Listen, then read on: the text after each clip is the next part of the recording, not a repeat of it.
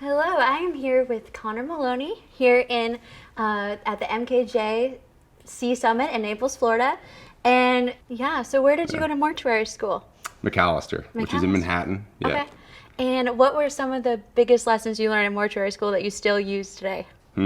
So I would say like the arts was something that was super important just in my career, because you learn so much about other people's cultures and religions, and there's a big focus on the sciences to make sure that you pass your national board exam. But I would say that what I took most from it was just learning about other cultures and religions. I think that was the most important thing that I took from it. Right, and so you went into the family business. And so what are the things that you've learned from your family, including your dad? Well, my dad's number one thing, like his dad told him, is you take care of the family and the rest will take care of itself. So that was, to me, like it stuck with him, it has stuck with me. And I take that mentality into my arrangements when I meet with families and when I'm directing funerals. No request is too big. So I try to make anything happen for our families. And I think that they recognize that and appreciate that. And that's what makes me happy, just being able to help people like that. So, Oh, that's so great. And yeah. you told me before the interview that you've been a licensed funeral director for 4 years. Yeah. So, not new to the game, but, still kind of Fairly fresh, new, right? yeah. Fairly new. And then COVID hits. Yeah.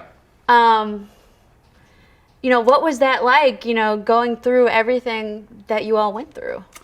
It was extremely emotional, stressful, like I said, and it was new. It was like no one had ever experienced anything like that before. So, but going through it with the team that we had, about 15 arrangers, and we probably have about 21 or 2 directors, and just working together. That was the main thing. We had to come together and make sure that we were able to be there for our families, and that's what we did. So it was extremely difficult. Like you said, you're kind of new in the business and in the industry, and then a pandemic hits, which there hasn't been one since like the Spanish flu. So it's crazy. But I think it actually allowed us to learn new things about our business too, so we turned it into a positive as much as we could. But the main thing was to just make sure that we were helping our families. So difficult, but a great learning experience. Right. So what are some of the things that you learned through COVID that you're taking with you out of the pandemic and into normal life? Well, we put a tent out at one of our locations, so we had an outdoor service. And we actually had several of those, and that was really nice. And we did the drive-by funeral, which was pretty popular. The news was there for that. And so things like that you have to think outside of the box, and that's what we did. And you kind of you take that mentality with you when things go back to normal, which they seem to be going back to normal now. And you just have to stay creative with that. But I think some of the main things were the tent.